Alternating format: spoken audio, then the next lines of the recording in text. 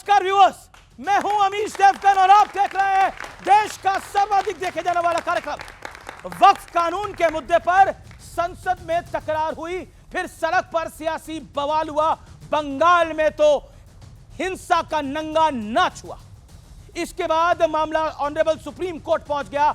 एक पक्ष दावा कर रहा है कि इस नए कानून से गरीब मुसलमानों की तकदीर बदल जाएगी, यानी सत्ता पक्ष। तो विपक्ष यह दावा कर रहा है और आरोप लगा रहा है कि केंद्र सरकार मुसलमानों के साथ एक बड़ी घनघोर ज्यादती कर रही है, मुसलमानों के धार्मिक मामले में दखल दिया जा रहा है। तो बीजेपी कह रही है कि विपक्ष की पार्टियां मुसलमानों को भड़का रही हैं, उकसा रही हैं और हिंसा करा रही हैं। तो आज इन्हीं तमाम पक्षों के बड़े दावों की पड़ताल करेंगे आज के इस मेगा एडिशन में। और महापंचायत में एक महापंचायत होगी जिसमें जनता होगी, जनार्दन होगी, के बीच दूध का दूध और पानी का पानी किया जाएगा और आमने सामने होंगे दोनों पक्ष। और एक पक्ष की अगुवाई करेंगे डॉक्टर सुधांशु त्रिवेदी और दूसरे पक्ष की अगुवाई करेंगे अमीक जमाई।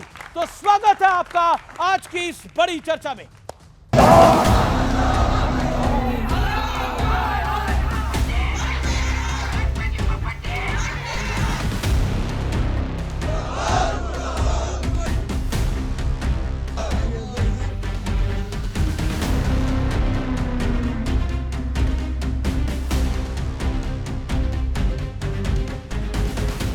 के नाम पर छिड़ी बहस पर 5 मई तक विराम लग गया है। सुप्रीम कोर्ट ने सरकार की बात को मानते हुए वक्फ कानून पर स्टे लगाने से इनकार कर दिया और जवाब दाखिल करने के लिए सरकार को 7 दिन का वक्त दे दिया है।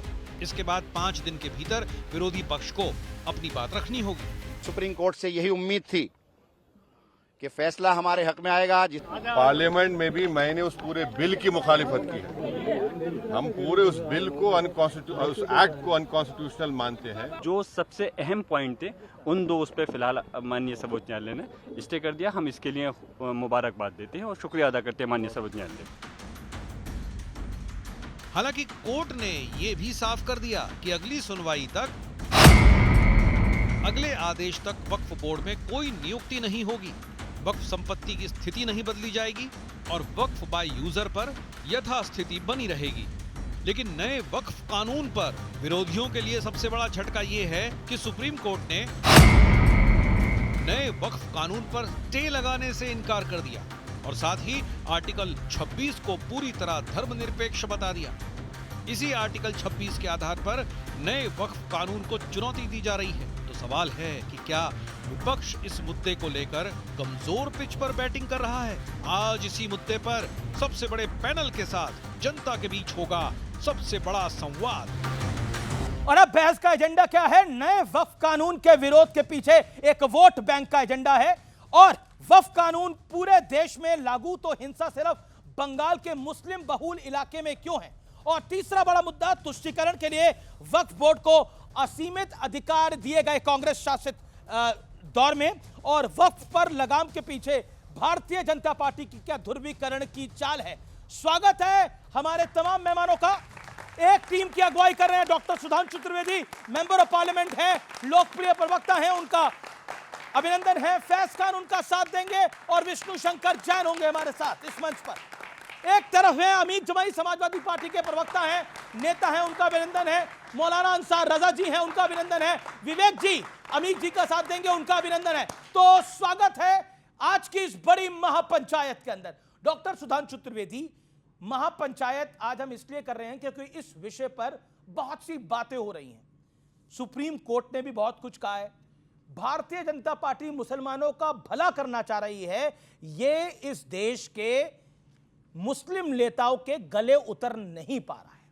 सीधी बात है। बहुत स्पष्ट बताना चाहता हूं, एक फैक्ट है, लोगों के समझ में आ जाएगा। पिछले 60-70 सालों में, यानी पिछले 15-20 साल छोड़ दें तो लगभग second half of 20th century में भारत दुनिया के सबसे गरीब देशों में शुमार था।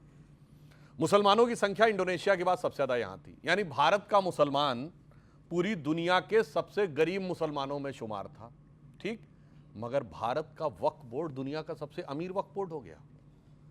मतलब उसके पास सिर्फ भारत में नहीं, दुनिया में किसी वक्फ बोर्ड के पास इतनी जमीन नहीं है जितने भारत के वक्फ बोर्ड के पास है। भारत में सरकार के बाहर किसी के पास इतनी जमीन नहीं जितनी वक्फ बोर्ड के पास है। दुनिया में किसी नॉन गवर्नमेंट इंस्टीट्यूशन के पास इतनी जमीन नहीं जितने भारत के वक्फ बोर्ड के पास है। और आज भी ये कहा जाता है कि मुसलमानों का एक बड़ा तबका गरीब है, अशिक्षित है, उसे आवश्यकता है, मगर 38 लाख एकड़ जमीन के बावजूद एक हॉस्पिटल बताइए, एक यूनिवर्सिटी बताइए, एक इस्लामिक लर्निंग का इंस्टीट्यूशन बताइए, एक लाइब्रेरी बताइए, एक अनाथाश्रम बताइए, एक वृद्धाश्रम बताइए। सब अगर इतना भी उस गरीब के लिए नहीं हो रहा है, इसके बाद इसके ठीक कंट्रास्ट में आपको 5 स्टार होटल बनने के उदाहरण हैं, फार्म हाउस बनने के उदाहरण हैं, शॉपिंग मॉल बनने के उदाहरण हैं, कमर्शियल प्रॉपर्टी में प्लॉट्स कटने के उदाहरण हैं। और इसके बाद आपको शायद पता हो कि लगभग 59,000 मुकदमे लिटिगेशन में प्रॉपर्टी हैं, उसमें 3,165 जहां पर मुस्लिम पीड़ित हैं जिन्होंने वक्फ बोर्ड के खिलाफ कर रखा है। तो वक्फ बोर्ड की शानदार मुकद्दस जमीन के साथ जो धोखा हुआ है, उसके लिए शायद वक्फ बोर्ड की जमीन क्या कह रही है कि बेकस पे कर्म कीजिए सरकार मदीना, गर्दिश में है तकदीर, भंवर में है सफीना। तो भंवर से निकालने का काम मोदी जी कर रहे हैं। अमित जी भैया, अब आपका है और ओपनिंग रिमार्क 7 सेकंड का रहेगा, आप अपनी बात को रखिए। देखिए, दो चीजें बहुत अहम है राजनीति के अंदर, एक जो है प्रिसेप्शन क्या बनता है और दूसरा रियलिटी क्या है। प्रिसेप्शन आप कुछ भी बताइए, मोदी, बीजेपी, सुधांशु त्रिवेदी, अमित शाह, राजनाथ सिंह, योगी आदित्यनाथ, ये सब मुसलमानों के विरोधी है। आप नैरेटिव कुछ भी बना सकते हैं, लेकिन असलियत यह है कि गरीब मुसलमान को इस देश में साल दर साल कुछ मिला नहीं है। सच्चर कमेटी की रिपोर्ट इसकी प्रमाणिकता कहती है। तो गरीब मुसलमान को उसका हक मिल जाएगा तो क्या तूफान आ जाएगा आपके चाय के प्याले में। आदरणीय सुधांशु जी की जो बड़े भाई हमारे जो इनकी पार्टी है, अगर ये मुसलमानों को, इस देश के गरीब लोगों को भंवर से निकालने का काम करती तो वाह क्या बात हो जाती। लेकिन हम ये देखते हैं कि ये इस देश के लोगों को, जो गरीब लोग हैं, एक बड़ा तबका है, उनको कब्र में दफनाने का काम कर रही है। क्या कह रहे हैं? कब्र में दफनाने का कैसे कर रही है, मैं आपको बता रहा हूँ। देखिए, अगर आप, भारत सरकार, हमारे देश के प्रधानमंत्री जी मोदी साहब, हम सबके प्रधानमंत्री हैं, हमारे हैं, आपके हैं, अगर आप कोई अमेंडमेंट लाते हो, अच्छी बात लाते हो, तो आपको अच्छी लगनी चाहिए। हमारी जो आवाम बैठी है वो सब कहें हमें कृषि बिल आप लाए हैं, हमें तो बड़ा अच्छा लग रहा है, हमारे पिताजी को अब दोगुना दाम मिल जाएगा, हमारे पिताजी आत्महत्या क्यों कर रहे हैं, शहीद क्यों हो रहे हैं। पूरे देश में बिल पास होने के बावजूद, बहुमत के बावजूद, सबसे कंट्रोवर्शियल बिल बना कृषि बिल। उसके बाद क्या बात है कि कोई भी बिल आपका, इस देश की जनता उसको कबूल नहीं कर पा रही। आप वक्फ बिल लाए, बड़ी अच्छी बात है, उसमें बहुत सारी कमियां हैं। हम चाहते हैं कि 2013 में, अमीश जी अगर आपको याद होगा, हमारे भाई साहब को भी याद होगा, शहनवाज हुसैन साहब ने 2013 के अमेंडमेंट में मोहर लगाते हुए एनडीए की तरफ से बोला था, उन्होंने कहा था कि ये बिल बहुत अच्छा है और हम ये चाहते हैं कि इस बिल के साथ इविक्शन एक्ट भी लाया जाए। इविक्शन एक्ट ला के जितनी भी सरकारी दफ्तर है जो वक्फ की ज़मीनों को कब्जा करके बैठे हैं, जिस पे सरकारी दफ्तर बने हुए हैं, एनडीए चाहती है, भारतीय जनता पार्टी है कि उसको भी हटाया जाए और हम भारतीय जनता पार्टी के बतौर उसमें मदद करेंगे। ये तो बड़ी अच्छी बात थी। लेकिन 13 को हमारे गृह मंत्री जी ने कहा, 60 सेकंड हो गए, 30 गृह मंत्री जी ने कहा कि जो 13 का अमेंडमेंट नहीं आता, इसको लाने की जरूरत नहीं थी। 13 में तो आपने समर्थन किया था। क्या बात है कि आपने वक्फ की जमीनों को कब्जा करने का प्लान बनाया, देश के लोगों को कबूल। लेकिन क्या आपको लगता है, मैं राशिद अल्वी की स्टेटमेंट को कोट कर रहा हूं, राशिद अल्वी ने जो बयान दिया वो सबके सामने है। राशिद अल्वी ने कहा कि आखिरकार ये जो कुछ हो रहा है, अगर आप किसी को छेड़ोगे, यानी उन्होंने कहा कि ये एक्शन का रिएक्शन है। क्या आपको लगता है कि जब मुसलमानों को भड़काने का एक तंत्र एक्टिव है क्या? फैज खान। बिस्मिल्लाहिर्रहमानिर्रहीम, रब्बिश रह ली सदरी व यस्सिर ली अमरी वहलुल उक़दतन मिन लिसानी यफ़क़हू क़ौली। भारत माता की जय, वंदे मातरम। जय श्री राम नहीं बोला, जय श्री राम, जय श्री कृष्णा, जय जिनेंद्र।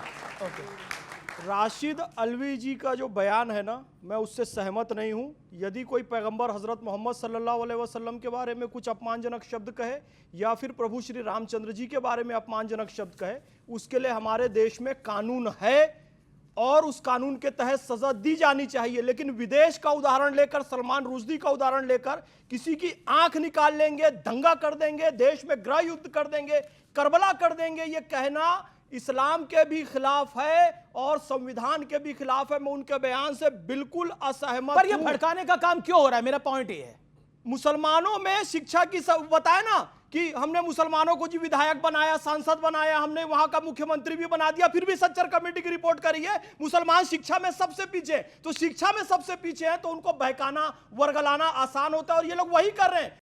और मैं एक बात यहां पर बताऊं, देखिए क्यों स्वीकार एकदम से नहीं कर पाते, कह रहे ना स्वीकार नहीं कर रहे हैं। मैं आपको बताता हूं, मैं भी मुस्लिम परिवार और ठेठ मुस्लिम मोहल्ले में पला बड़ा हूं और बचपन में हमारे मोहल्ले में भी तकरीर होती थी, घर से टीवी लेकर आओ, शैतान का डब्बा है इसे फोड़ेंगे। तो मेरे मन में भी करता था अपने घर से टीवी लेकर आ जाऊं और उसे फोड़वा दूं। उनकी तकरीर सुन के मैं ऐसे हो जाता था। लेकिन जब बड़ा हुआ तो यही मौलाना लोग टीवी में आकर तकरीर कर रहे हैं, मेरे चैनल को सब्सक्राइब करो ये कह रहे हैं। तो बाद में उनको पता चला कि आईटी के लिए फोन, टीवी, कैमरा आईटी के लिए कितना जरूरी है। वक्त आने के साथ पता चलेगा। इंस्टेंट ट्रिपल तलाक खत्म करना मुसलमानों के हक में, सीए मुसलमानों के हक में, वक्फ अमेंडमेंट एक्ट मुसलमानों के हक पे। थोड़ा समय बीतने दीजिए, मुसलमान समझ जाएगा, आपकी चालों को समझ जाएगा तो इसे स्वीकार कर लेगा। ओके विवेक, जब आप देश के मुसलमानों को एड्रेस करते हैं तो वो आप बार बार, और बीजेपी को एड्रेस करते हैं तो आप एक बात कहते हैं कि ये देश के मुसलमानों के खिलाफ हैं, अकलियतों के खिलाफ हैं। क्यों? देखिए, और जब इमरान मसूद कहते हैं कि 60 मिनट में हम कानून को बदल देंगे, तब आपका लॉजिक कहां जाता है? वैसे तो आप सुधांशु त्रिवेदी को बोलते हैं कि आप लोकतंत्र की हत्या कर रहे हो, बदलेंगे कानून, हत्या कर रहे हो। 60 मिनट में सारे लॉजिक समाप्त हो जाते हैं। वो 60 मिनट लगे, 60 घंटे या 2 महीने, यानी कि 60 दिन टाइम पीरियड तो 60 मिनट बोला इमरान मसूद ने। हाँ तो बोला है, तो हम कानून बदलेंगे 60 मिनट में। इंडिया अलायंस अगर 60 मिनट में बदलेंगे। और प्रक्रिया अपना समय लेगी, लेकिन उन्होंने भावनाओं में बोला कानून तो बदला जाएगा। ये नहीं कंटिन्यू करने देंगे इनको हम जिस तरीके से चला रहे हैं। ये देखिए सबसे बड़ा मजाक दुनिया का, जिसका नाम है Rashtriya Muslim Manch, with due respect to Faiz भाई, ये सबसे बड़ा मजाक है। ये कहते हैं साहब आप मुझे बताइए आप कितनी सीटें मुसलमानों को देते हैं? एमएलए बनना जरूरी नहीं है मुसलमानों के लिए, मंत्री बनना जरूरी नहीं है, मुख्यमंत्री बनना जरूरी नहीं है, एजुकेशन मिनिस्टर बनना जरूरी नहीं है, प्रेसिडेंट बनना जरूरी नहीं है, नौकरियां करते रहो, लेकिन हम तुम्हारे सगे हैं। आप मुझे बताइए यह सरकार मुसलमानों को क्या रिप्रेजेंटेशन पार्लियामेंट और असेंबली में देगी? पहला सवाल। ओके सुधांशु जी, अब ये पहले सवाल पे रुकिए, और मेरा निवेदन है कोई इंटरवीन नहीं करेगा। आज ये बहुत बड़ी डिबेट है और मेरा निवेदन है देश आज इस चर्चा को देख रहा है, इसलिए बहुत। सुधांशु त्रिवेदी देखिए, आज साफ गोई से बात होनी चाहिए। विवेक श्रीवास्तव आपके धुर विरोधी हैं, अमीक जमई आपके धुर विरोधी हैं, और मौलाना अंसार रजा अपने वक्तव्य को अपने तरीके से रखते हैं। एक बात सत्य है कि आखिरकार मुस्लिम रिप्रेजेंटेशन आपकी सरकारों में नहीं है, वो कहीं ना कहीं खराब मैसेज देता है। मैं जवाब देता हूं, इसका पहले साफ एक गोई चीज से का जवाब दे दूं। मुझे उम्मीद करता हूं विवेक जी बीच में और देश सुनेगा आपके जवाब, अपने टर्न का इंतजार करेंगे। इन्होंने फैज भाई के लिए कहा कि सबसे बड़ा मजाक है राष्ट्रीय मुस्लिम मंच। मैं तो कहना चाहता हूं मेरे भाई, सबसे बड़ा मजाक तो आज कम्युनिस्ट पार्टी बन गई है, जो कहती है धर्म एक अफीम है, मगर साहब वो सबसे बड़े खुदाई खिदमतगार बन के खड़े हो जाते हैं। जो ये कहते थे कि किसी धर्म का साथ नहीं लेना चाहिए, वो पीरजादा अब्बास सिद्दीकी की फुरफुरा शरीफ के साथ खड़े होते हैं। अगर आपको याद हो, सलमान रुश्दी के खिलाफ जब अयातुल्लाह खुमैनी का फतवा जारी हुआ है, उस फतवे के विरोध करने वाले कम्युनिस्ट पार्टी थी पहली, कि अभिव्यक्ति की स्वतंत्रता पे हमला है। आज साथ में खड़े हो जाते हैं। तो इनके लिए कहना चाहूंगा, पल भर में ये तोला है, पल भर में ये माशा है, कहते ये तमाशा है और खुद ही तमाशा है। अब मैं जवाब देता हूं कि मुसलमानों के बारे में, और मुझे मनोज कुमार का एक गाना याद आ गया, क्रांति का, उई शमाशा उई उई शमाशा, आज इस पूरे तमाशे को देखकर। ओके अब सुनिए, जो मुसलमानों की बात कही, देखिए मैं एक बात बताना चाहता हूं, मुझे इसमें बस थोड़ा 1 मिनट का समय लगेगा। जो मैंने पार्लियामेंट में बोला था उसको थोड़ा सा एलिब्रेट कर दूं। एक दौर में मुस्लिम समाज बहुत बड़ा नॉलेज का सेंटर था, बिल्कुल 10th सेंचुरी के आसपास। बगदाद का बैतुल हिकमत का मतलब सेंटर ऑफ नॉलेज, वो पूरी दुनिया के नॉलेज का सेंटर था। और उस समय क्रिश्चियन समाज जो था उस कट्टरपंथी में था। जब बैतुल हिकमत के लिए किताबों के लिए रिक्वेस्ट गई कॉन्स्टेंटिनोपल के राजा, यानी आज के इस्तांबुल के राजा किंग जस्टिनियन के पास, तो जानते हैं जस्टिनियन काउंसिल ने क्या कहा? इनको सब दे दो, यूनान के जमाने से जो है, क्योंकि बाइबल में जो लिखा सिर्फ वो सच है, इसके अलावा सब बेकार है और ये पढ़ेंगे तो बर्बाद हो जाएंगे। जैसे ये कहा ना कि वो शैतान का डब्बा है। तो भाई साहब सैकड़ों ऊंटों में निकलकर बैतुल हिकमत गए, और बैतुल हिकमत का जो पहला चांसलर बना उसका नाम था इज़ाक बिन हुनैन, जो क्रिश्चियन था, मुस्लिम नहीं था। और एक के बाद एक क्या नॉलेज की चीजें निकली। भारत से बहुत सी चीजें गई, जो सूर्य सिद्धांत का ट्रांसलेशन हुआ सिंध हिंद के रूप में, ये सुश्रुत संहिता का ट्रांसलेशन हुआ अल सुश्रुत के रूप में। उसके बाद जो मैंने बोला था, अलजब्र से अलजेब्रा आया, अल ख्वारिज्म से अलगोरिथम आया। उसके बाद सन्नाटा हो गया मुस्लिम वर्ल्ड में। 500-600 साल तक एक कोई साइंटिस्ट नहीं पैदा हुआ। और मैं पाकिस्तान के एक बहुत बड़े थिंकर है उनका बोल रहा हूं, साहब एक बाल पेन की निब नहीं बना पाए, एक वाइपर नहीं बना पाए, और उसके बाद कहा कि हम साहब वेस्टर्न सिविलाइजेशन से लड़ेंगे। 500-600 साल के बाद यदि एक बड़ा साइंटिस्ट पैदा हुआ, I am talking about not India, आलम इस्लाम में, तो डॉक्टर एपीजे अब्दुल कलाम। मगर दुख की बात क्या है, एक लाइन बोल दूं, 2007 का साल मुझे याद है जब कलाम साहब का सेकंड टर्म होना था। हम चाहते थे कलाम साहब को सेकंड टर्म मिले, मगर कलाम साहब को सेकंड टर्म देने के लिए ना डीएमके राजी थी जिस तमिलनाडु के थे, ना सपा राजी थी, ना आरजेडी राजी थी। मगर 2007 का ही वो साल है जब अफजल गुरु, जो संसद के हमले का मुख्य आरोपी सुप्रीम कोर्ट से सजा याफ्ता हो गया था, उसको फांसी नहीं हो उसके लिए सब साथ खड़े थे। आप सोचिए, अफजल गुरु को बचाने के लिए खड़े, कलाम साहब को रोकने के लिए खड़े, फिर कहते हैं कैसा मुसलमान और किसके साथ। साहब सोचिए, छोड़िए क्या होता है एमएलए एमपी बनाने से। मैं तो कहना चाहता हूं एमएलए एमपी बनने से मुस्तकबिल सुरक्षित नहीं होता है। अरे आप तो वो थे किसी जमाने में शहंशाह आलम, बादशाह गाजी जिंदा पीर, बादशाह आलमगीर, हुक्मरान वक्त, निजामुल मुल्क, हुजूर नवाब, और आज कहते हैं साहब हम मजलूम हो गए। एमएलए एमपी तो लेते रहे, काहे मजलूम हो गए। ओके, क्योंकि अंसार रजा अभी तक बोले नहीं है, अंसार रजा, फिर मैं अमीक जमाई की बात आता हूं। अंसार रजा आपके पास में आता हूं। क्या आपको लगता है कि ये जो पूरा वक्फ का पूरा, क्योंकि ये बहुत बड़ा विषय है, वक्फ पर जो ये इतना बड़ा मंथन हो रहा है, लेकिन जब बंगाल में हिंसा होती है उस हिंसा को भी जस्टिफाई करने का प्रयास होता है।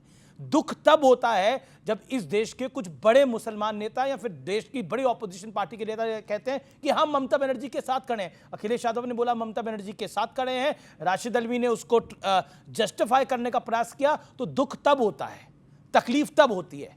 अंसार रजा जी, तो आपके इसी सवाल का जवाब देना बिल्कुल, है कि दुनिया का एक ग्राफ ला करके हम आपके सामने रखे, जैसे नहीं आप सांसद महोदय ने रखा कि सवाल कुछ किया गया, ये चले गए तुर्की, अफगानिस्तान, बगदाद, फलाना।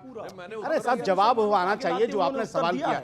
ये तो डेली की बहस हो रही है कि बगदाद में क्या हुआ और फलाना क्या हुआ, कौन निजाम है, क्या है, हम उधर नहीं जाना चाह रहे हैं।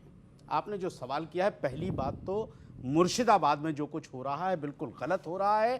कानून को किसी को अपने हाथ में नहीं लेना चाहिए। जान चाहे हिंदू की जाए या मुसलमान की जाए, सबकी जान प्यारी है। और ममता बनर्जी जी को चाहिए कि ममता बनर्जी जिन लोगों की जानें गई हैं उनके संपर्क में रहें। जान तो वापस वो नहीं कर सकती, लेकिन उनके साथ कम से कम उनको खड़ा होना चाहिए। और राशिद अल्वी ने जो बोला, देखिए उन्होंने जो जस्टिफाई करा, कांग्रेस का सलमान प्रवक्ता रुश्दी की बात नहीं, क्योंकि आप उनकी बात को सपोर्ट करते हैं इसलिए मैंने बोला। मैं अब आता हूं आप एक दूसरे सवाल। उन्होंने सलमान रुश्दी का एग्जांपल दिया, सलमान, मैं कह रहा हूं उन्होंने नुपुर शर्मा का एग्जांपल दिया। हमसे आप जब भी कोई सवाल करें अमीर जी, मैं आपकी बड़ी इज्जत करता हूं। बिल्कुल, हम भी मुझे आपकी भारत के किसी आदमी का एग्जांपल दिया कीजिए, मुझे तुर्की फुर्की मत ले जाया कीजिए। सलमान रुश्दी का एग्जांपल राशिद अल्वी ने दिया सर, मैंने नहीं दिया। मैं अपने मुल्क से छोड़ के नहीं जाना चाहता सर, मैं अपने भारत की मिसाल देना चाहता हूं। मैं इधर उधर नहीं जा रहा, ना मैं विदेशों को पढ़ता हूं, मुझे अपने भारत से प्यार है, मैं भारत को पढ़ता हूं। मैं दुनिया की मैं नहीं जाता कहीं भाई, मैं नहीं पढ़ता। सुन लीजिए, अब आ जाइए, मुझे ये बताइए, मैं तो सिर्फ आपके चैनल के माध्यम से ममता जी से एक गुजारिश करना चाहता हूं कि अगर मेरी बात वो सुन रही हैं, मुझे पता है वो आपकी बात सुनेंगे, आपको जानती है, वो मुझे जानती हैं। मैं उनसे कहना चाहता हूं कि चुनाव से पहले अपने मुल्क पे नजर रखिए। भाजपा सत्ता पाने के लिए अपने मुल्क पे कुछ भी करवा सकते, उसे मुल्क का मान रहा है अपने सूबे में। अरे अपने सूबे, गलती से सूबे में, पश्चिम बंगाल में, ये गलत बोल दिया आपने। पश्चिम बंगाल पश्चिम बंगाल एक भारत का अभिन्न अंग है, राज्य है, मुल्क नहीं है दूसरा। सर भारत का हिस्सा, कई लोगों की मुल्क बनाने की कोशिश है, होगा नहीं। अपने सूबे पर, अपने चिकन में कलक करने की बात कर रहे थे, सच्चाई इनके मुंह से निकल गई है। अरे ठीक है, सुधांशु जी जवाब देंगे। ओके यार भाई, मुझे पता है कितने पढ़े लिखे हो यार, चुप रहो। सुनो, अभी किस नेता के साथ खड़े थे पता चल रहा है, जिनको ये नहीं पता मौलिक अधिकार क्या है और नीति निर्देशक तत्व क्या है, उनके सपोर्ट में बैठे हुए थे आप। थोड़ी देर में वो भी वीडियो चलेगा, अनएडिटेड वीडियो चलाना, कौन पढ़ा लिखा और नीति निर्देशक तत्व क्या है, किसी की पढ़ाई लिखाई की, अरे किसी का पढ़ाई लिखाई का रिकॉर्ड नहीं हो रहा भाई। ओके अंसार रजा, ज्ञान पर प्रश्न, और सारे यहाँ पर वकालत के भी स्टूडेंट बैठे हैं। देखिए अंसार रजा को भी मौका दीजिए, प्रश्न चिन्ह लगा रहे हो आप। देखिए आपने भी एक टिप्पणी करी कि वो अनपढ़ है, तो उन्होंने भी अपना जवाब दिया। बोलिए, सबको अधिकार चलाइएगा। अनएडिटेड चल रहा है भाई, लाइव जा रहा है, चिंता मत करो, शांत होइए जी। अब आपने वक्त पे सवाल किया, आखिर ऐसा कानून क्यों संसद में लाया गया कि पहली बात तो कमेटियां बनाना पड़ रही है कि समझाओ कि ये कानून अच्छा है। दूसरा, पार्लियामेंट, जब आपने इतनी बहसें की तो फिर आपने फिर 7 दिन का वक्त क्यों मांगा जवाब देने के लिए? आप कोई भी चीज है, मोदी सरकार कोई भी कानून ला रही, चाहे वो किसानों के लिए लाई, आखिर बैकफायर मारना पड़ा। एक कानून ये लेकर के आई, कमेटियां बनाना पड़ी। अरे भाई, आप देश के प्रधानमंत्री हैं, इतनी बड़ी संसद के मालिक हैं आप, तो आप ऐसा कानून लेकर के आइए कि सबके गले तो उतरे। आप समझाते फिर रहे हैं सबको। आपने एक बोला कि संसद के मालिक है, संसद का मालिक कोई नहीं है, संसद का मालिक देश की जनता है, ना मोदी है ना कोई और है। सर, इस मोदी वक्त देश तो के प्रधानमंत्री हैं। इस वक्त तो जो समझ में आ रहा वही बोल रहे हैं। नहीं, ओके, इस वक्त जो आ रहा वही ये अंसार रजा ने बोला देश में रहिए, देश में बात, उन्होंने बोला हम तो देश की बात करते हैं, मैं भारत का रहने वाला हूं, भारत के गीत सुनाता हूं, भारत की बात करूंगा। ओके, भारत की बात करते हैं। और दूसरा, आपका जो मन में आ रहा है वो आप कर रहे हैं, जो मन में आ रहा है ये करा जा रहा है। बताना चाहता हूं, देखिए मालिक हो गए आप संसद के। ये जो कोर्ट निकला है तो सरहद के उस तरफ भी एक मुल्क है, बांग्लादेश, मोहम्मद यूनुस का बांग्लादेश, इधर ममता बनर्जी का बंगाल। अगर आप दोनों के साथ बैठ के मोदी जी कॉफी पी रहे थे। सुनिए जी, अरे साहब, ऐसी कॉफी पिलाई है बेचारे याद नहीं आएंगे, पेट खराब हो जाएगा। क्या बात कर रहे हैं, बड़ा बोल रहे थे, जब बंद कर दिया इधर से कोई व्यापार नहीं होगा, वैसे ही हालत खराब होगी। खैर एनीवे, मैं उसका बताता हूं। कॉफी पिलाई नहीं, कॉफी पी नहीं है, पिलाई गई है। किसको? मोहम्मद यूनुस को। मोहम्मद यूनुस से दिल के पूछ के देखो कि मोदी उनका क्या हश्र करके आए हैं। कोई इस्तेमाल अमीर नहीं कर सकते जी, वो। जिस यूनुस के मुल्क में हमारे हिंदू भाइयों को कत्लेआम हुआ, उसके मुंह पर थूकना चाहिए था। जिसके ऐसे होता है कि थूकना चाहिए था, थूकना चाहिए। अरे उसकी अर्थव्यवस्था का बात ओके। अब फिराज खान, आप याद रहिए, फिराज खान, सुधांशु त्रिवेदी, सुधांशु जी एक सेकंड जवाब देंगे। सुनिए, कह रहे हैं यूनुस के मुल्क में कत्लेआम हुआ तो उसके मुंह पे थूकना चाहिए था, और ममता की जागीर में कत्लेआम हुआ उसे पूछना चाहिए था। क्या कहा? ये है सुधांशु त्रिवेदी बोल रहे हैं, आपकी टीम के लीडर वो है, लेट हिम स्पीक। कि मुझे बाहर से बात नहीं करनी, सिर्फ यहां बात करनी है। तो मैं पूछना चाहता हूं, ये जय फिलिस्तीन वालों के खिलाफ क्यों नहीं बोला गया? हमास के पक्ष में नारे लगाने वालों के खिलाफ क्यों नहीं बोला गया? हिजबुल्लाह के पक्ष में रैली निकालने के बारे में क्यों नहीं बोला गया? गाजा पे ट्वीट करने वाले सोनिया गांधी और राहुल गांधी के अगेंस्ट में क्यों नहीं बोला गया? इसीलिए कहते हैं साहब, ये अंदर से कुछ और, बाहर से कुछ और नजर आते हैं। बाखुदा शक्ल से तो आगे आप लोग खुद समझ पाते हैं।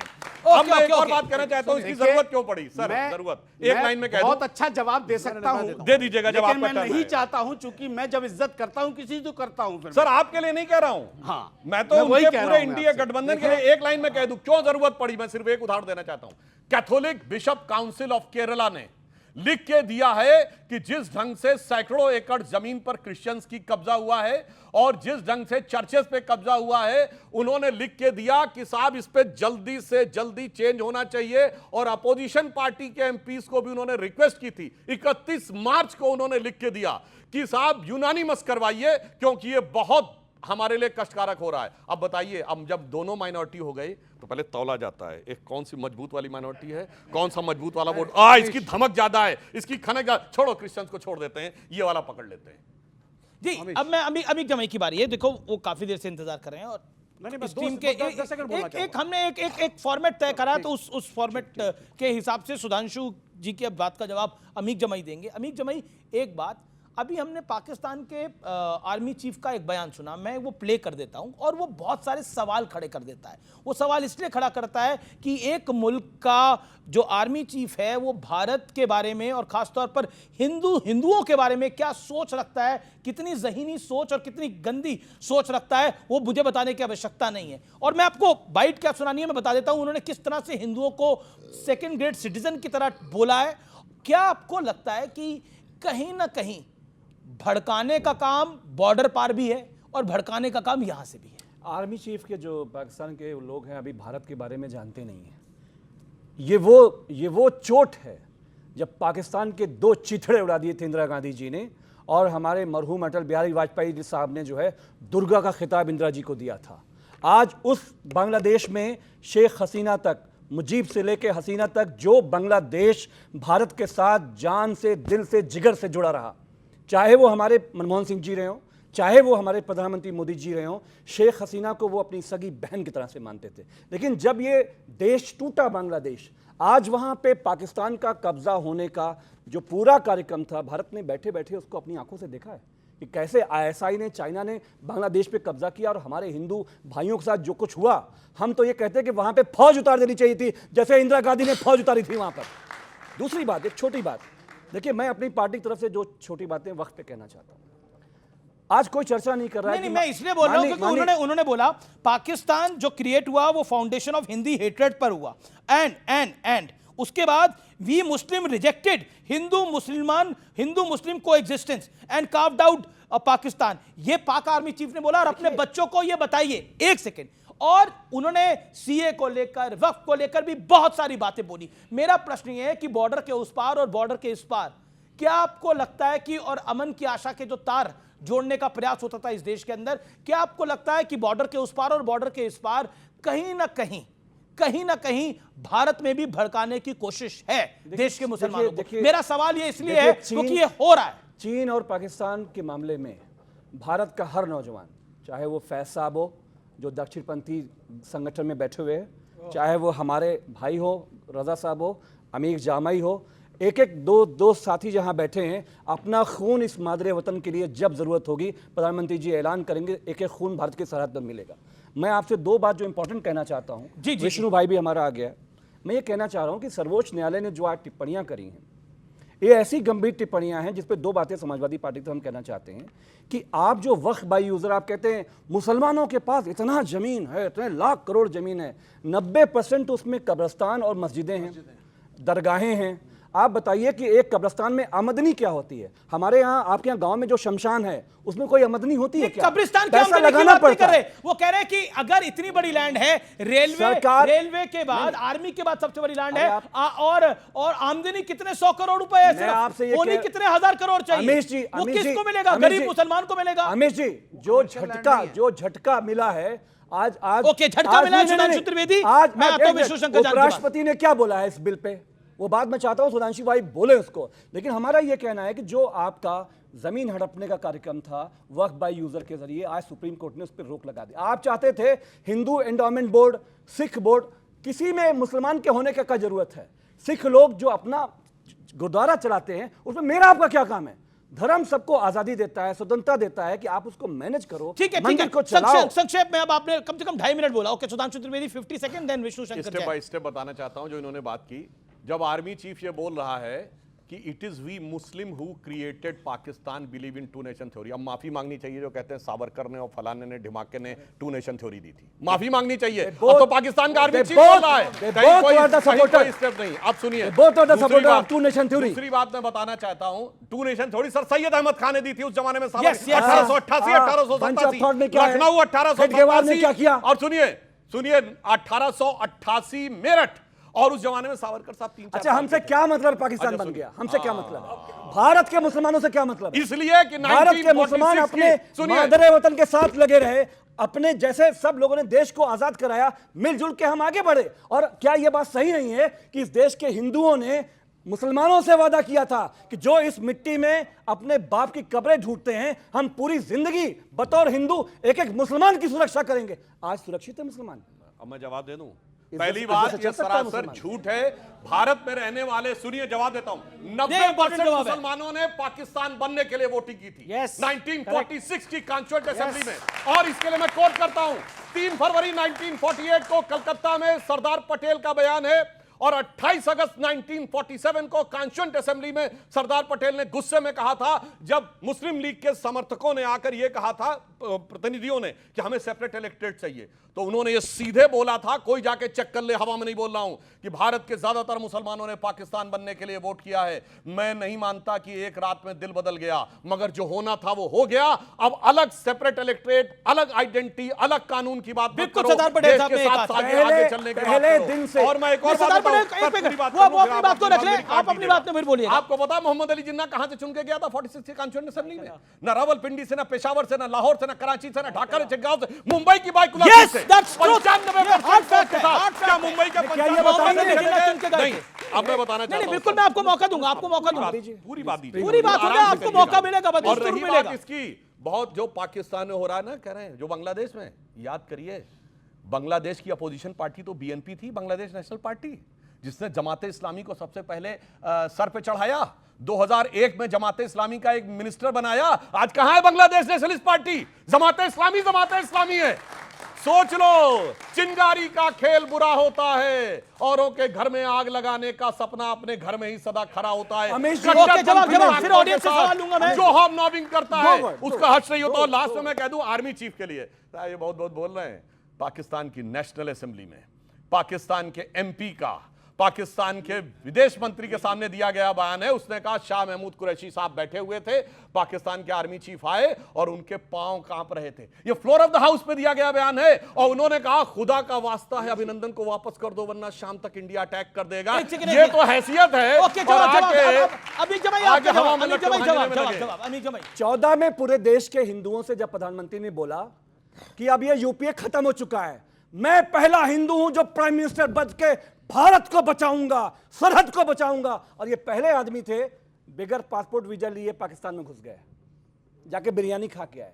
किसने बोला था? हम तो चाहते थे कि पाकिस्तान का इलाज हो, हम तो चाहते थे पाकिस्तान का इलाज हो, लेकिन वो बांग्लादेश जिसे भारत ने 2 चिथड़े में उड़ाया था, वो पाकिस्तान को, क्या बात है कि आईएसआई का आज वहां पे अड्डा है। ये अंतरराष्ट्रीय नेता प्रधानमंत्री हमारे है ना, अंतरराष्ट्रीय, राष्ट्रीय तो है ही नहीं, अंतरराष्ट्रीय। पूरा चाइना का वहां पे कंट्रोल हो गया उनका आर्मी पे, बांग्लादेश पे, और हमारे हिंदू लोग मारे गए। और मोहम्मद यूनुस से जो हिंदू मारे गए बांग्लादेश में, जो मारे गए। नहीं, मुझे भैया एक बात बताओ, जब पाकिस्तान के अंदर हिंदुओं का विस्थापन हो रहा था और वहां मारा जा रहा था, अफगानिस्तान में मारा जा रहा था, आपके सपोर्ट वाली सरकार थी, क्या करा था आपने? क्या करा था आपने?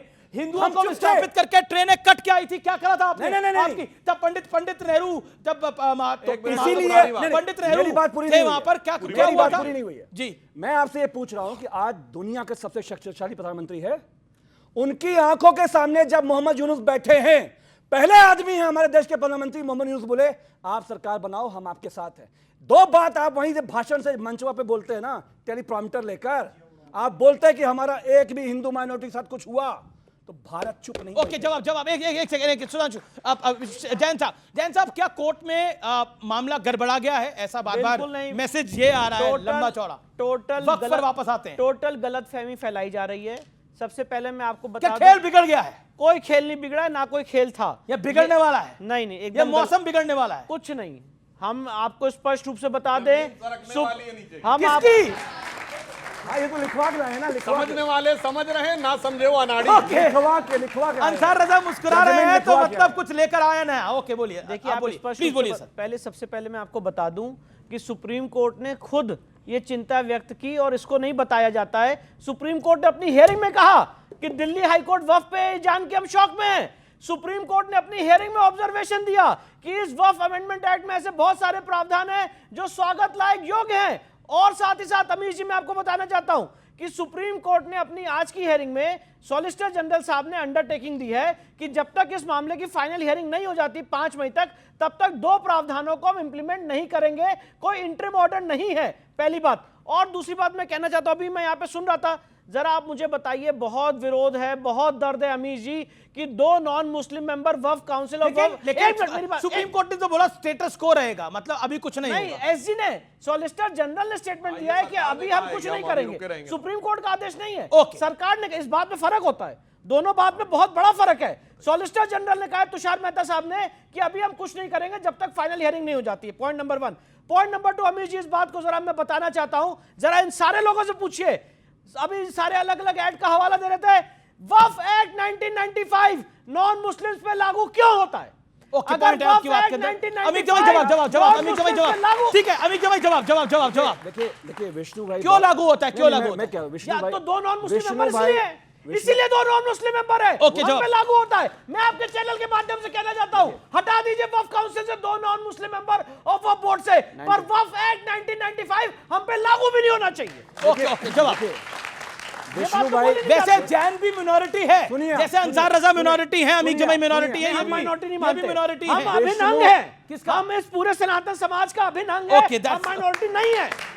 देखिए विष्णु बहुत इमर्जिंग। ये ऐसी माइनॉरिटी 1% हो गए, 24% इनकम टैक्स देते हैं। ऐसी माइनॉरिटी 39 लाख एकड़ जमीन ले कहते हैं हम तो कुछ है नहीं भैया।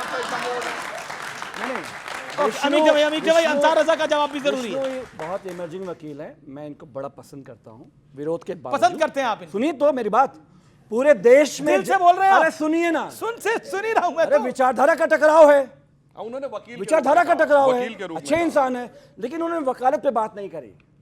सुप्रीम कोर्ट ने जब बोला हमारे एजी को, सरकार के जो हमारे वकील सरकारी, ये बताइए महोदय, ये जो हिंदू मंदिर हैं का उसमें दूसरे लोग भी हो सकते थे मेंबर के ना ही? कोई जवाब नहीं था उनके। नहीं है जवाब। दूसरा मैं जवाब नहीं दिया ना। मैं जवाब दे रहा हूं। मेरी बात पूरी सुनिए तो, आप ही तो बैठे थे सामने। चलिए, दूसरा उन्होंने कहा कि जो वक्फ बाय यूजर है, 200 साल पहले 300 साल पहले मस्जिद है या कुछ है, उसका क्या इंतजाम करेंगे आप? ये उसको खत्म करना चाह रहे थे कि जिससे बड़ी बड़ी जो प्रॉपर्टीज अमीर है, भाई अभी जो सुनवाई इन्होंने खत्म नहीं हुई है, अडानी इसको अभी वादा सुप्रीम किया था, कोर्ट की सुनवाई खत्म अडानी नहीं इसको- हुई है, अभी सुनिए, शुरू हुई एक है। सेकंड, आप ये गलत किसी कोट का कर रहे हैं बात साहब, हो जाए, ये गलत कोट कर रहे हैं अमीर भाई। नहीं, ये मन नहीं, गलत कहा एक है। मिनट, अभी सुनवाई शुरू हुई है। डी नोटिफाई आप नहीं कर सकते। नहीं, ये सरकार आप ने उसको- अंडरटेकिंग दी है, ये सुप्रीम कोर्ट का एंट्री ऑर्डर नहीं है। और उन्होंने ये कहा कि अगर आप ऐसा करते हैं तो इस देश में क्या होने वाला है ये हमें नहीं पता। नहीं, ऐसा कुछ नहीं कहा सुप्रीम ये कोर्ट ने। दो बातें कही गलत हैं कोट कर रहे कि हैं साहब वक्त बाय सुप्रीम कोर्ट को। यूजर जो आप डिलीट साहब, करना मैं चाहते पूरी हो hearing में था, वो डिलीट गलत नहीं होगा। कोट कर रहे हैं सुप्रीम बस कोर्ट खत्म को। है। गलत कोट कर रहे हैं तो सुप्रीम कोर्ट को टोटल- साहब। मैं पढ़ दूं, आप बताइए, बताइए कहाँ लिखा है? सुप्रीम कोर्ट ने कहा वक्फ बाय यूजर जो खत्म हो गया, गलत। मैं 2 दिन की हेयरिंग में सुनिए, एक-एक बोलिए साहब। The property declared by the court as a work should वो not वहां be पर थे, sir. denotified as a work, whether they are by work by user or work by deed, while the court is hearing the matter. Yes, ये तो मैं भी Number कह 2, रहा हूं। all member of the works board and central work देखिए, council must जो be English में पढ़ रहे हैं Muslim. और जो हिंदी में Must बोला, be Muslim. कितना बड़ा फर्क है। आप क्या बोल रहे हो साहब? सुनिए, हमें इधर पूरे देश में, एक मिनट, पूरे देश में आपने जो हिंदी में सुन बोला लीजिए, वो अलग था, जो अंग्रेजी में बोला वो सही बोला। सुन लीजिए, पूरे देश मान में लो जो तो अंग्रेजी जैन मंदिरें कब्जा हो रही हैं, एक केस लड़ नहीं पा रहे। हम पैसा क्यों देंगे, नहीं लड़ चलिए पा रहे हैं? गुजरात चलिए आप क्यों हमारे नहीं लड़ साथ, पा रहे हैं? चलिए। अरे जैनों को पैसा देंगे। जैनों को पैसा देंगे। माइनॉरिटी भाई, धन्य भाई। वो कह रहे हैं जैनों को पैसा देंगे। मैं किसी को अरे लेट हम डाउन नहीं लिखते हैं करना भाई, चाहता। एक सेकंड। किसी को लेट डाउन नहीं करना चाहता। जो सच्चर ये थोड़ा ज्यादा बोल गए, ये थोड़ा ज्यादा बोल गए। सुनिए, सुनिए, सच्चर कमेटी की रिकमेंडेशन सुनिए। गौशाला लड़ेंगे। एक second. Minute sir, Sachar committee की रिकमेंडेशन के अनुसार वो कहते हैं कि साहब मुसलमानों की स्थिति बहुत खराब हो गई थी, वो दलितों से भी खराब हो गए थे, और मैं किसी का अपमान नहीं करना चाहता। अगर ये प्रचारित होता है कि पंचर बना रहे हैं, और किसको देंगे? जैनों को। आपको पता है इस समय देश का सबसे बड़ा उद्योगपति जिसके बारे में बहुत आपत्ति करते हैं वो भी जैन है। आप समझिए, जैनों को देंगे। सबसे बड़ा बिजनेस हाउस जैन है, इन्हें पता ही नहीं है। बड़ी बड़ी कंपनियों के मालिक इसे कहते हैं महाराज। सुनिए, इसे कहते हैं, मतलब इसको अन्यथा नहीं लेना चाहिए। मैं किसी के अगेंस्ट में नहीं कह रहा हूं, इनके मुंह से जो निकल गया। हम लोगों का उस जमाने में एक डायलॉग होता था पुराने जमाने में कि नवाबियत चली गई मगर अभी भी नवाबी वाला जलवा नहीं गया। तो कहते थे भैया खाने का ठौर नहीं है और शौक नवाबों वाले। ओके, लेकिन देखिए जैनों की बात हो रही है। मैं एक बात कह रहा हूं, अगर जैन समुदाय का आप इनकम टैक्स कलेक्शन देख लें, उनकी नेटवर्थ देख लें, तो पाकिस्तान की जीडीपी के बराबर होगी लगभग। और इस देश के सिख समुदाय का भी आप देख लें तो वो भी यही होगा। ये दोनों बड़ी एंटरप्रेन्योर कौम है और इनका बहुत सम्मान है। इसलिए आप जैनों को देने की बात कर रहे हैं, ये देश को दे रहे हैं, ये देश को दे रहे हैं। ओके, सवाल किसका है? वो हाथ खड़ा करे और सवाल पूछे। ओके जनाब, आप पूछिए। बिल्कुल आऊंगा आपके पास। सुधांशु जी, ऐसे कानून आप जनता को पहले समझा क्यों नहीं देते हो? पॉइंट भाई तुम जो है ये दंगे फसाद ना हो और उसके बाद ये कानून आए। विवेक जी से मेरा सवाल है कि विवेक से सोचिए, विवेक ही है। अभी ये बोल रहे थे कि अगर हमारी बात नहीं सुनी जाएगी हम बापूजी का सिद्धांत अपनाते हुए रास्ते पे निकलेंगे। बिल्कुल निकलेंगे। तो ये जो मुर्शिदाबाद में हो रहा है, क्या ये गांधी के सिद्धांत वो सब क्या मुर्शिदाबाद में महात्मा गांधी के बाद काम हो रहा है? क्या महात्मा गांधी की बात पे अमल हो रहा है? सुनिए, हिंसा हो रही है। आप सुन लीजिए, 20 सेकंड दे दीजिएगा मुझको। 20 सेकंड दिए। किसानों का आंदोलन था, मैं भी जाता था। पहले बोला गया खालिस्तानी हो और पकड़ो इनको, ये देश तोड़ने जा रहे हैं। सुनिए पहले, मेरा टर्न है, सुधांशु भाई मेरा टर्न है। कांग्रेस उसके बाद फिर क्या बोला इन्होंने? वहां पे अलग अलग पोस्टर लगा के बोला ये नक्सली है, सारे ये नक्सलाइट्स है, ये मूवमेंट नक्सलियों की है, इसको तोड़ा जाए। 700 किसान मरा, सरदारों का मजाक उड़ाया गया। ये कैसे किसान हैं जो पिज्जा खा रहे हैं, मरने के बाद माफी मांग के बिल को वापस लिया। यहां पर भी वही हो रहा है। मुर्शिदाबाद पे सवाल पूछा गया, मुर्शिदाबाद में इनकी साजिश है, इनकी साजिश है। एक मिनट अब बोलता हूं, अब मुर्शिदाबाद, अब मुर्शिदाबाद में सुनो। आप बोल रहे हैं, हाँ बोला गया है, इसका मतलब खालिस्तानी इस पर बोला राजनीति गया, करना चाहते तो हैं, ये बताइए खालिस्तान जिंदाबाद के नारे कौन लगाता है? किसी ने नहीं लगाए। किसी सरदार ने जो किसान आंदोलन में था, जी, बड़ी खालिस्तान जिंदाबाद के नारे नहीं लगाए। सवाल चलेगा। अब आप शांत इनकी ओके, साजिश ओके, है। माता जी आप कुछ कहना चाहती हैं? ओके, क्या कहना चाहती हैं आप? बोलिए। अरे भाई खड़े होकर बोलिए, खड़े होकर बोलिए। वहाँ पे सबने चारों तरफ से खालिस्तान के नारे लग रहे हैं। ये आपने, वो किसान है। अच्छा ठीक, ओके सुधांशु बोलिए आप, फिर मैं आपसे सवाल लेता हूं। तो पंजाब में हमारी सरकार नहीं है, आम आदमी पार्टी सरकार है, उसने भी तंबू उखाड़ दिया। ये बेगानी शादी में अब्दुल्ला दीवाना, मतलब कोई लेना देना नहीं, हवा में लट्ठे बांध रहे हैं। चलिए आप अब्दुल्ला दीवाना ना बने, मेरा निवेदन है। ओके, आप विवेक दीवाने हैं और वैसे ही रहे। मुर्शिदाबाद में बोल दूं। ओके, अरे आप मुर्शिदाबाद में बोल दिया, आप इतनी देर में नहीं बोला।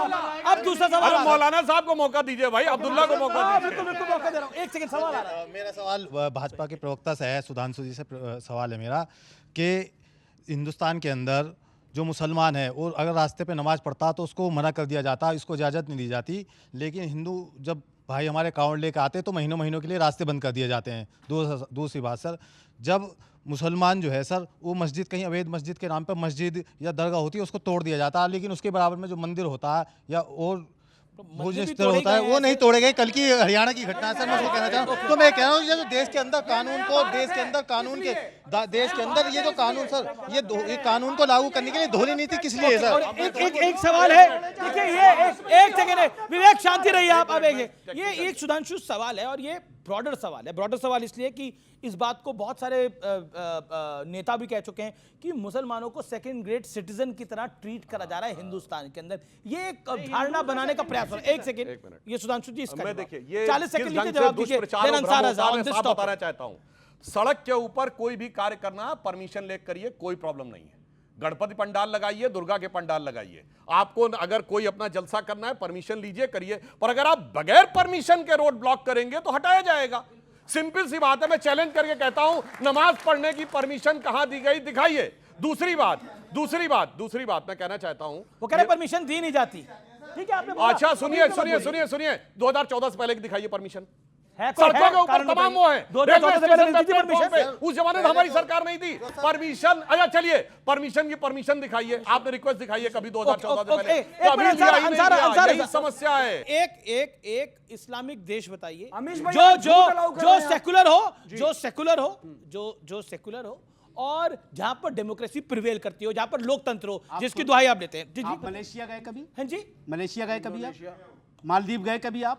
तुर्की गए कभी आप? हाँ बोलिए। कतर गए कभी आप? हाँ बोलिए। वहाँ क्या डेमोक्रेसी है? डेमोक्रेसी है वहाँ पर। नहीं, डेमोक्रेसी है या राजशाही है? डेमोक्रेसी है या राजशाही है? वहाँ पर किंग होता है या क्या नहीं है? अगर डेमोक्रेसी नहीं है तो भारत के प्रधानमंत्री को वहां का सम्मान टुकड़ा। क्या बात कर रहे हैं आप? क्या बात कर रहे हैं? क्या बात कर रहे हैं? एक सेकंड, उनको 30 सेकंड लिया फिर। क्यों लिया अगर डेमोक्रेसी नहीं है तो? ओके, जवाब दिया। एक सेकंड, दुबई से क्यों लिया? फैस खान। ये निहायती अरे बचकाना की बात है। आप डेमोक्रेसी आप प्रश्न ये आ रहा है 20 सेकंड। किसी मुस्लिम देश में डेमोक्रेसी है कि नहीं है जहां इस्लामिक रिपब्लिक ऑफ पाकिस्तान, जितने इस्लामिक रिपब्लिक हैं एक में भी डेमोक्रेसी नहीं है, ये सत्य है। अब सुनिए मेरी बात, मोदी क्यों नहीं है?